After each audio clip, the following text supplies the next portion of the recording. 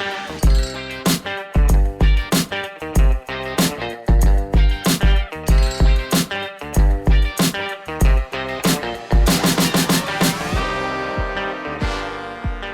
right, welcome to Bet the Edge. I'm Jay Croucher here with Drew Dinsick. Today we're going to talk about a few units in the NFL that we've upgraded or downgraded coming out of the preseason. We'll talk the Seahawks and Bills defenses and the Steelers offense, and then we'll wrap the show on the MVP market in the NFL. Let's start though, Drew, with your beloved Seattle Seahawks, who you've staked your good name to coming into this season, and their defense, which is now anchored by Mike Macdonald. They were, I believe, ranked 28th in the NFL last season, I believe by DVOA. And now it seems like they have some upside. What have you liked about Seattle's defense so far? Well, nowhere to go but up, Jay. No, really, we're at the part of the preseason preparation cycle, I guess, where there's not much that's going to happen news-wise outside of a surprise trade, a fluke injury, some unexpected, something not getting resolved from a contract standpoint and a guy missing week one. None of outside of that, nothing's really going to change my numbers from this point. So it's pretty important to turn the page to look at, okay, well, where am I very different than market? And, overall, there's not a lot. If you're regressing to market in particular, you're not going to have huge edges on teams. But Seattle is one where I am certainly more bullish on their potential to be a spoiler in the NFC West than the market thinks right now. And a lot of that is because of the defense. As you look at a site like Unpredictable and you look at their, generic offensive and defensive points, which I know it's not easy to come up with these in a way that's repeatable and defensible, but it's a good idea, a snapshot of where the market is on a lot of these teams. And right now, Seattle's defense viewed by market as the 27th best unit in the NFL. And let me tell you, Jay, there are no greater disagreements across any unit in football than where I see this defense and where the market is rating them if 27 is fair. The Seahawks, in my opinion, just in general, were in desperate need of a new voice, particularly on the defensive side of the ball. And I don't think there was really any better hire to be had in all of football outside of maybe Ben Johnson, who ultimately stayed in Detroit, than Mike Macdonald. And why I feel pretty compelled to make the case for Macdonald is we went through a very clear cycle, in my opinion, of everybody who is responsible for defensive coordinating pretty much copycatting what Vic Fangio was doing with the two high safety shell. And that was wonderful for stopping the super explosive offenses led by the likes of the Mahomes and the Josh Allens of the world. But it did open up opportunities for the likes of the Shanahans and the McVays and the McDaniels, the LaFleurs to a degree, the Ben Johnsons to a degree, to craft opportunities to use space, to use motion, to use misdirection to really help those offensive units thrive in the era of all of this space to operate, particularly in the middle of the field. And no defense, in my opinion, really kind of made any evolutionary steps forward last year, except for what really the Baltimore Ravens did, where they were able to utilize their own forms of misdirection, their own forms of forcing defensive plays into spaces where they had the advantage. And the more I have watched the tape from the Ravens last year, because I did not really pick up on this whatsoever. I mean, I knew the Ravens defense was good. I was rating them fairly as a top 5 unit, but I wasn't really kind of seeing it outside of really having respect for Roquan Smith as to how exactly it was getting done. And in the offseason watching tape, it was very clearly Mike Macdonald's specific fingerprints on that unit that I think were pretty important. And he takes that system now to Seattle. And when you look at the acquisitions that Seattle made to fill out their roster, it's not a lot of big, high-profile names. It's not the Justin Simmons, Matt Judons of the world. It was a lot of players who were kind of around the edges, but who I think had a pretty important role on their teams doing things that Mike Macdonald's defense needs to be done. And guy I'll key on here is Dodson. He was one of the more impressive and important kind of growth players last year. Terrell Dodson, of course, stepped into a role vacated by Matt Milano on the Bills. And for the middle portion of the season, that Bills defense was the easiest unit to pick on if you were betting in the NFL. Like this, it's just like they were rated as top 5. They were clearly closer to bottom 5, and it was very straightforward to just pick on them in totals, in sides. And Terrell Dodson got better, and he got better, and he got better to the point where he was one of the best, if not the best, coverage linebackers in the game. And he goes now to Seattle with McDonald. He can play a very similar role that Roquan Smith did, albeit not to an all-pro level likely. And it was small stuff like that kind of got me excited about the Seattle defense in the first place. Then through the offseason, you hear all kinds of positive buzz. The camp reports, the beat reporters, everybody's saying there is just immediate buy-in to what McDonald is trying to do here. There is clear and obvious steps forward for some of these young players, most notably Reek Woolen, who had a hugely unimpressive second campaign after a borderline rookie of the year campaign the year prior. And then you look at specific kind of high-end talent pieces in this unit like Devin Witherspoon and the game-breaking stuff, at least in the preseason and the practices, that Darrell Taylor is doing from a pass rush standpoint, the immediate impact that Byron Murphy is making as a rookie, combined with what I kind of hold up as a pretty strong nucleus of veterans who still exist on this team. And I see very clearly this could be a top 10 unit. And I know they're in the NFC West. They're going to have to go against some elite offenses. They're going to have to go against some elite quarterbacks. Well, guess what? We saw what McDonald did last year against the Lions. We saw what he did against McDaniel and the Dolphins. We saw what he did against Shanahan on Christmas Day. Like, this is pretty good signal, I think, that, he can at least compete in an NFC that is going to be dictated by the Shanahan style of offense. Now, whether or not he has the horses to really kind of get this done still has to be proven out, I suppose.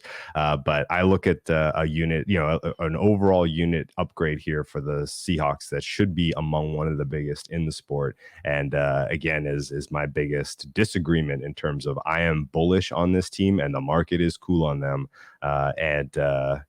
This is with due respect to the likes of the Raiders, whose defense right now weirdly is rated at the 24th when they're probably almost certainly top 10. The Patriots, whose defense right now is market rated at around 25, and they're probably borderline top 10. But Seattle, to me, is a team that I don't think a lot of people are expecting to make some sort of seismic leap when it comes to defense this year, but I'm expecting it. Yeah, I think they're one of the most compelling teams because, like we've talked about before, they are such a good test case for the impact of coaching, where I don't think the talent level, some of the players are different, but I don't think the talent level is a massive upgrade from last year. You could argue it is some sort of upgrade, but it's not the massive upgrade that would have you going from 28th in the league on defense to 8th or whatever. There's not that influx of talent, but there is the scope for coaching to take that. And I think just holistically, coaching is very difficult to analyze because we don't know what is instruction, what is execution, and it's only really, it can only really be reviewed in retrospect. But in theory, you can kind of evaluate the theory of a defense or the theory of any sort of coaching. And what Mike McDonald wants to do is he wants all of his players to be able to do everything. He wants versatility. That's what he prizes. He wants his linebackers to be able to cover. He wants his defensive linemen to be able to cover when they need to. And the whole idea of the defense is you don't know where the pressure is coming from. And that's how with Baltimore, he was able to lead the NFL in pressures despite his best edge rushers being like Odafe Oweh and Jadeveon Clowney. But it was all through disguise, through simulation. Now, the concern for Seattle would be that Terrell Dodson is great. He's not Roquan Smith. Julian Love is solid. He's not Kyle Hamilton. So how much does having arguably the best safety and arguably the best linebacker, how much is that responsible for the system? We will see. But just overall, like, I think it's a tell, just the kind of institutional implication that disciples of McDonald are being hired all over the league, where that is the league telling you that this guy is really, really smart. And just the fact that when you look at the Ravens personnel, which was fine, solid, but that shouldn't have been the best defense in the league based on personnel, and it was last year. And even though I think they finished second in EPA behind the Browns, they were a better defense than the Browns because they were more versatile, I think. And the Browns are very kind of high variance where they would get absolutely annihilated by the Texans offense and the Colts offense earlier in the season. So Yeah, I think that it's interesting just to assess the theory of coaching. And I think the theory of McDonald certainly stacks up and there's context to support it. I think about in Australian football, Drew, in 2010, Mick Malthouse for my Collingwood Magpies, he introduced two different, I guess, coaching changes or revolutions where one, previously there's like 18 players on the field and there's 4 on the bench, and for a lot of the history of football, the 4 on the bench were just used like soccer subs, basically coming on for injuries or not coming on much at all. And then Mick Malthouse realized that, well, there's no limit on substitutions, so let's just turn Australian football into hockey, and let's just have guys kill themselves for 5 minutes at a time, then hit the bench and then come back on.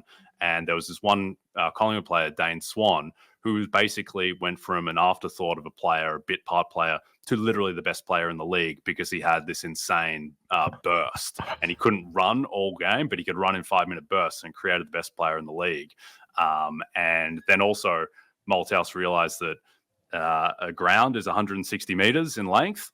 And the way that teams would set up was you'd have 6 in the forward line, 6 in the midfield, and 6 in the back line. But the furthest you can kick a football is 60 meters. So let's just have everyone set up within 60 meters of where the ball is at any time. I was like, all right, well, that makes a lot of sense. And so does the hockey aspect. Like, these things just make sense. That should work.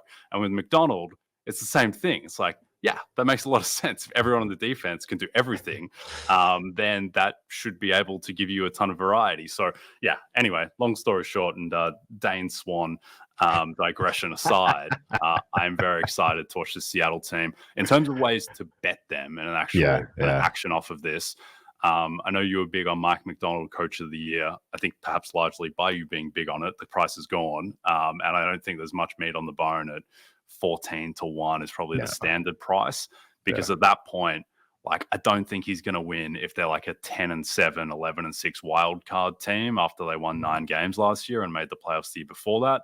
So I would probably prefer to back them plus 185 to make the playoffs, plus 750 to win the division. Those would be the two angles, I think, to back Seattle. All right, let's move on. Skill position groups, any in the preseason that you've upgraded based on what you've seen? There's been a couple, and I want to key on two. Number one, I thought I was bullish on the Buccaneers coming into this year just because I hold their 2 wide receivers up as elite guys, and what we've seen so far, not just the offense overall, I think is worth really kind of raising eyebrows. Like, these are all pieces that fit together. Everybody's roles and responsibilities seem pretty clear and obvious to me. And I in particular, like, I don't ultimately know what Rachaad White's role is going to be in this offense. And he was kind of one of the more controversial players as you look at what he was, his particular impact on the offense last year, which was so negative so often. But certainly the wide receivers and tight ends for me are pretty interesting with what we've seen so far, and the depth is actually pretty outstanding. They're going to have some tough calls to make in terms of who they ultimately take forward in their final 53 here. But Mike Evans, Chris Godwin still pretty clearly have it, and I think Jalen McMillan's done a nice job this year as sort of solidifying himself as the third. And then, I mean, really, like, your call who you want to go with after that in terms of keying on for depth, because there's a lot of guys that are playing well for this group. So excited about the Buccaneers. And then, the other one that maybe is important to talk about, just because we haven't really said much of anything, the Cardinals skill position group now is so different than what they came into this season what they came into the season with last year. They had all of these same guy, small, flashy, quick, and just loads of them. And now they have completely revitalized this roster to where they have like elite size now. Like, Marvin Harrison Jr. is pretty clearly and obviously a wide receiver one, no questions there. Like, we'll see how quickly he matures and comes into, being able to handle huge volume. But he's enormous. Michael Wilson, their wide receiver 2, also enormous, 6'2" guy, 213 pounds. They keep Greg Dortch as sort of the only sort of small guy, quick guy. They keep him in the slot. He is, kind of, again, perfect size, and skill set for the role they're asking him to do in the slot. And then everybody else that they have to kind of back this group up. I didn't even mention Trey McBride, who could break out as one of the best tight ends in football this year. Like they're big, they are fast, and all of a sudden they have depth at this position group. And kind of again, going back to comparing where do we rank these units with respect to market? Well, right now, Tampa Bay offense is 22nd. Right now, Arizona offense is 21st. I think challenging that either of these offenses will be below average is tough for me to get to, considering how strong these skill groups are, and in particular with Arizona being kind of in the mold of the vision of Monty Ossenfort taking over and having pieces that were all somewhat redundant and didn't really fit with the current kind of what you want to have in today's NFL, and upgrading them so quickly to this unit that has size and speed is going to be very interesting and exciting to see. So very keyed on what to expect out of this Cardinals offense, particularly week one, as they take on a Bills team that we're going to talk about shortly, who falls in the downgrade category. Indeed. I think the sneaky thing with the Cardinals too is that I don't think people realize that they had quietly an elite rushing offense last year in stretches where first and second down, and this team won like no games and was not that competitive until Kyler Murray got in.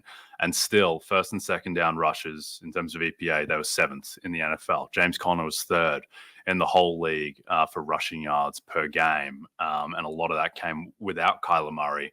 And then when you add Murray's rushing threat too, I think this is going to be a really good rushing offense. I don't really understand why, because the offensive line isn't great, but I guess it's scheme and then the threat of Kyler and just having the running quarterback is such a cheat code for your running backs and that efficiency, as we've seen every single year with Lamar Jackson and Baltimore's running backs just averaging 4.8 yards per carry every season. So I think that the Cardinals defense just might be a mess, but the offense I think is going to be super exciting. On the Bucs, so last year the Bucs on 3rd and 4th down, they were 3rd in the NFL in EPA per play on offense.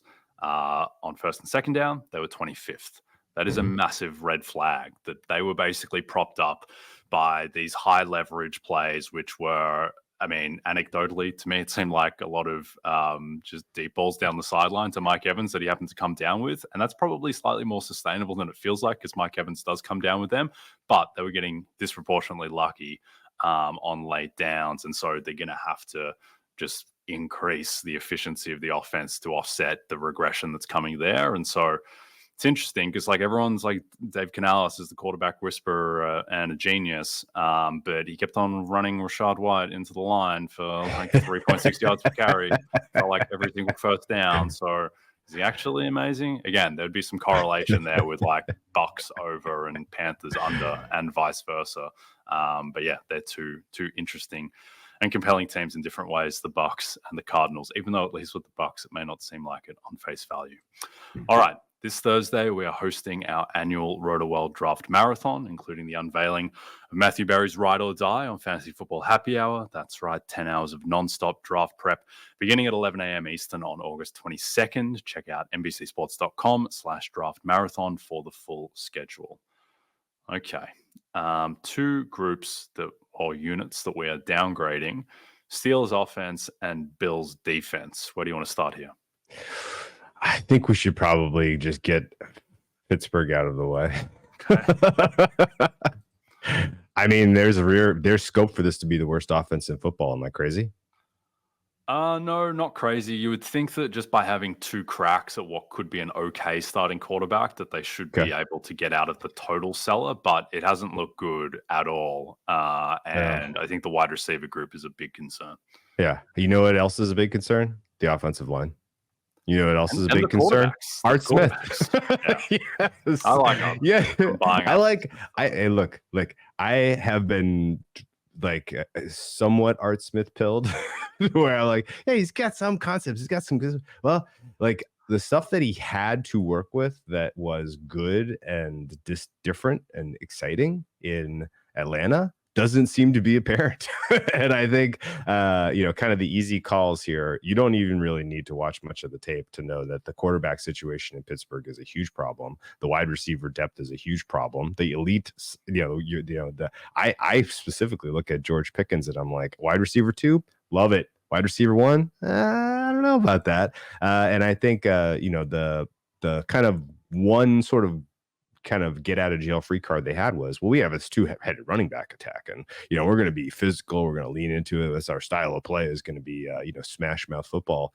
Well, Jaylen Warren has a hamstring now, and so this is now all on Najee Harris coming out of the gate here. I'm guessing that Warren's probably going to miss week 1. When you have a hamstring this late in the cycle, it's tough for me to believe you're going to be given meaningful reps week 1. And so all of a sudden, like, where are the bright spots? What is, the kind of the you lean into your strength to get out of jail here? If the pass pro's not great, if Russell Wilson, who it looks like is going to be tapped as your first choice at quarterback, if he's doing what he's been doing in this preseason, where he's checking the ball down inexplicably when guys are open, like, he may be done.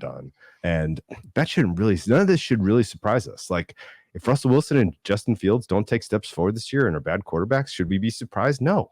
That's all the signal we've gotten from them from the last 2 years. If Art Smith isn't able to put these pieces together and get the most out of this offense, should we be surprised? No. He got fired from Atlanta for not being able to do that. So, I kind of have gone from I'm below market to now I'm looking for like the real swing away, high upside type of ways to exercise this opinion here, because Pittsburgh's still rated by market as an average team. And I think that this offense looks, to me at least, like it could be bottom 5. And, the teams that you're fighting with in the bottom 5 right now at least have young quarterbacks who we don't really know what their ceiling is. And you kind of don't. So this is, I think, setting up well for an opportunity to get some alt unders on the Steelers, fewest wins on the Steelers, and the schedule helps all that, because if they lose their winnable games early in the season, this thing starts to look real questionable about what is the mission come November as you get into the very difficult part of their schedule. Yeah, and they were a somewhat fraudulent playoff team last year with just all the insane close wins that they racked up, particularly in the first half of the season. I mean, they're counting a lot on Broderick Jones, who was a first-round pick a year ago and didn't look great as a rookie. And there's, reasonable's projected he'll get better in year 2, but haven't seen it yet. Zach Frazier is going to be a rookie center. I always want to call him Tim Frazier, who I believe was a journeyman point guard back up for the Pelicans 10 years ago. But Zach, it's a rookie second-round pick that they're counting on at center. And then like Van Jefferson is wide receiver 2 on this team. And wide receiver 3 is like Calvin Austin, who's a gadget player. So, the bottom, I think, could fall out of the offense. I think the defense, though, the defense is loaded. Like, this could be a top 3, top 5 defense with the personnel that they have, with a bit more health, with Tomlin commanding the defense. So that should prop them up enough. But you would have thought that, I think at this point I was expecting that the odds of one of Wilson or Fields hitting would be a lot higher than I feel like they are at the moment, where neither of them has looked very good at all. All right, let's jump to the Bills defense, which has been ravaged by injuries, most notably Matt Milano, in what was a disturbingly innocuous mechanism that caused the bicep tear that'll have him out towards the end of the season. Right now, they're just dealing with a ton of injuries that are mostly not as serious as Milano's, but that was their big addition, was getting Matt Milano back, who is a elite linebacker. And now all of a sudden, it looks a lot thinner overall. And they're just teetering a little bit right now, the Bills, I think, on offense and defense. But what do you think? Where would you set the over-under for where the Bills defense will finish this year? Okay, so before the Milano injury, before we've seen what how they have intended to, kind of flesh out this depth chart, I would have had this as a pretty clear top 10 unit. this defense. And right now the market makes them 11th, so kind of in that right on the fringes there.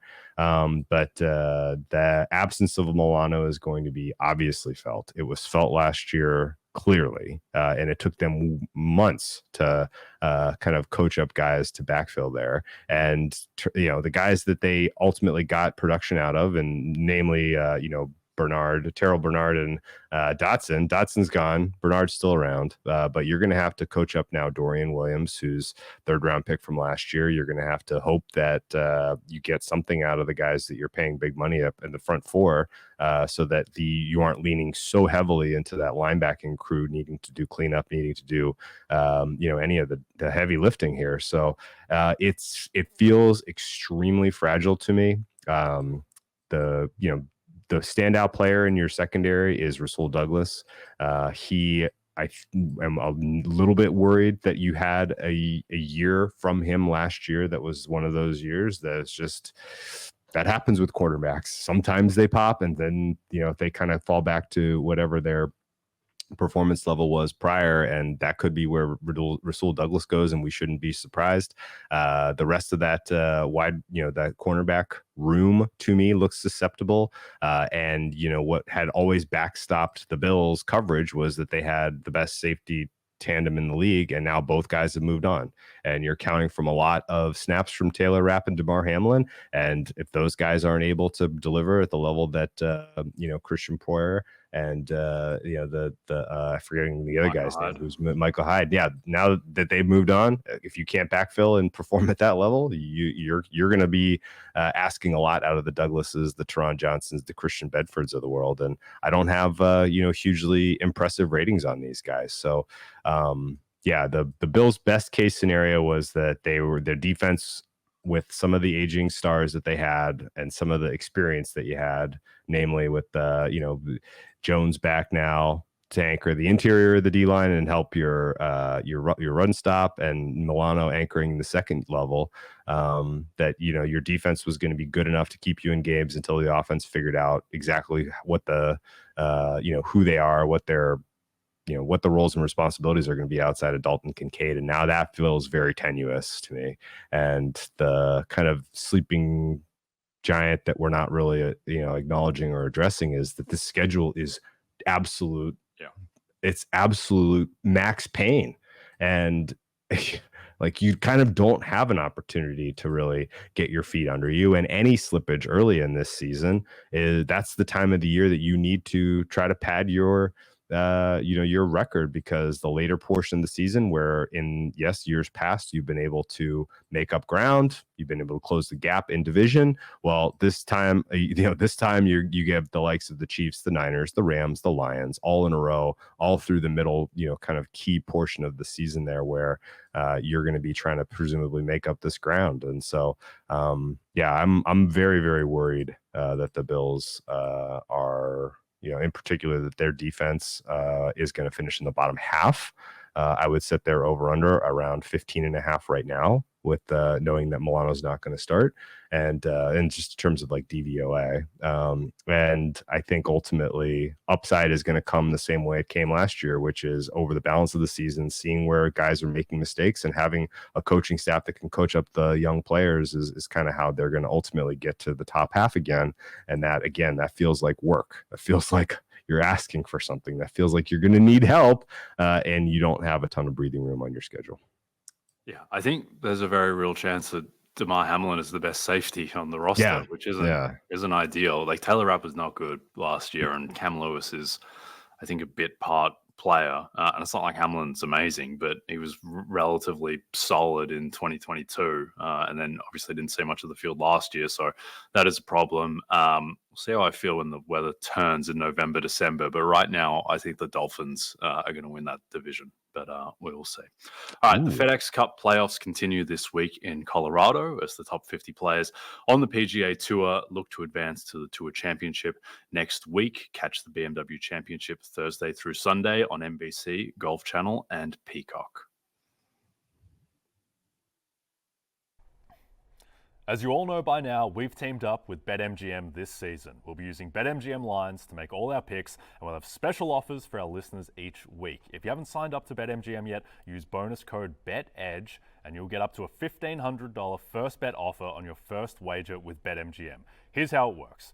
Download the BetMGM app and sign up using bonus code BETEDGE. Deposit at least $10 and place your first wager on any game, and you'll receive up to $1,500 in bonus bets if your first bet loses. Just make sure you use bonus code BETEDGE when you sign up.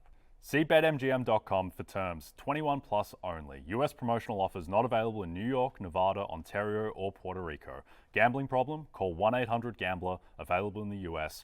Call 877-8-HOPE-NY or text HOPE-NY 467-369 in New York. Call 1-800-NEXT-STEP in Arizona, 1-800-327-5050 in Massachusetts, 1-800-BETS-OFF in Iowa, 1-800-981-0023 in Puerto Rico. First bet offer for new customers only, subject to eligibility requirements. Rewards are non-withdrawable bonus bets that expire in 7 days in partnership with Kansas Crossing Casino and Hotel. Don't forget, if you haven't signed up for BetMGM yet, use bonus code BETEDGE and get your $1,500 first bet offer today. Okay, let's close out with a little MVP market check-in for the NFL. Patrick Mahomes still the favorite, as is his God-given and deserved right at plus 500. We have Josh Allen at 9-1, which I want no part of now, given the injuries and the schedule and what we've talked previously about just his statistical profile not really lending itself to what voters look for in MVP because they're obsessed with interceptions. Joe Burrow is 9-1, and then we have Stroud, Lamar, Herbert, Love, Prescott, Purdy, Hurts. Have you made any bets in this market? Yes, I got some stale prices, which aren't really worth talking about, on players that I think have a realistic chance. My short list for this award is Mahomes, Allen, Burrow, Stroud, Jackson, and then it gets real lean. Love, Dak, Purdy, Hurts. That's 9, and I'm drawing the line right there. You could try to twist my arm about Stafford and Rodgers, but I don't think realistically those guys are going to be considered. And so ultimately, if you are then picking at price or trying to make kind of who of these guys makes the most sense, made a bet yesterday. Price is still relatively available, and I didn't know that I was going to end up here once I was done with all of my work for the all my preparation. But I think there's a pretty obvious case to be made here that CJ Stroud and the Texans are going to be the lion's share credit winners for what has been the most impressive offseason of any football team. The Texans not only put together, I think, a very complete roster. Every unit that I've kind of was very tough on them on initial grades and initial passes, I've had to upgrade based on what we've seen from joint practices, from from their preseason action. The only weakness on this team is CB2. And if that's your only weakness, then there's only a handful of teams that I'm really scared about you going up against. And I think ultimately the fact that they have gotten a very healthy preseason where they were playing guys has the opportunity to pay dividends out of the gate for this unit, this group. We sit here as we're recording, and the Colts secondary is getting burned alive by the Bengals in joint practices. Well, guess who is coming to town week 1? It is Nico Collins, who's had another step forward so far in this preseason, on top of what was a clear step into the top 20 at the end of last year, maybe top 10. Stephon Diggs and Tank Dell. It is a very, very scary passing offense that CJ Stroud is leading here, and he is going up against some soft defenses to start the season to the tune of, I think, getting out to a healthy lead for the MVP market. Ultimately, I will be playing lots of defense backing Pat Mahomes, I am sure, throughout this season, because there is a very clear and obvious whiff in the air of he's the best player in football, and it's not even close. He's got 3 Super Bowls. How can he not have more MVPs? Like, there could very clearly would be expecting to see a third MVP for him soon. But CJ Stroud, to me, with this Texans team, has 2019 Ravens type of potential in terms of second-year breakout with all the weapons he's got, how healthy they've been through this preseason process, and everything that we're seeing from what looks to be a very complete team. Yeah, certainly he could absolutely win MVP. He was getting a ton of buzz. He passes the eye test, everything. People will be fine voting for CJ Stroud if he has the most deserving case. I think, to me, the bet is still just Mahomes at plus 500. Like, I just can't get around Mahomes ever being that price in his prime, as we've talked about a lot. I just think that every year, until further notice, he should be plus 300 to win this award, particularly when he has a pretty loaded supporting cast, I think, based on what we've seen from Xavier Worthy, who looks like he's going to be the fourth option in the passing offense, and that's the guy that they have there. Marquise Brown will come back. It seems like it's getting more and more likely that Rashee Rice won't be suspended. I think Kelsey on average will be healthier, even though he played a ton last year. It's just he was constantly dealing with these little minor injuries and leaving games and coming back. I think that he will be better. I think that Pacheco will be better as well. And I think overall, this is just the best team in football. And also, if you want to talk about schedule and sequencing, week 16, December 21 on NBC and Peacock, CJ Stroud at Patrick Mahomes, which I think there is a reasonable chance that could be for MVP. And then as a Mahomes man, the following week, I'll get my Ravens defense on Christmas Day to put CJ Stroud properly to the sword after Pat has knocked him into a bit of a daze. We'll get Kyle Hamilton to give him the Brock Purdy treatment that he did last Christmas Day. So Mahomes is still my bet. If I was betting a long shot, there is some like 40 to 1, 50 to 1 available on Matthew Stafford, who was playing at an MVP level in the back half of the season. I think Cooper Kupp is just going to be better this year. All reports on him are that he's fully healthy and that he's going to look more like, not necessarily, you can't ever project that he's going to be the Triple Crown guy from 2021 because he's 31 years old now, but I think he is going to be materially better. And that offense, there are absolutely worlds where the Rams could have the best offense in football. And Stafford, I think, will get the respect. And he's just playing, I think last year was the best he's ever played football. And I think that he can play at an MVP level. So he would be my long shot flyer, but still Mahomes is still the guy. I think plus 550, plus 600 around. It's a huge price for Stafford if you can get it. The margin, Stafford and the Rams for me are a top 6 offense, and then there's a gap. But any one of those guys, the narrow band of the top 6, it's so close. Whoever distinguishes themselves in that band, in my opinion, is going to be the guy. Mahomes is in there, Purdy's in there, Joe Burrow's in there, Stroud is in there, Goff is in there, and the Rams. Yep. Okay, we are done for now. Don't forget to check out NBCSports.com for more information to help you with your wagers.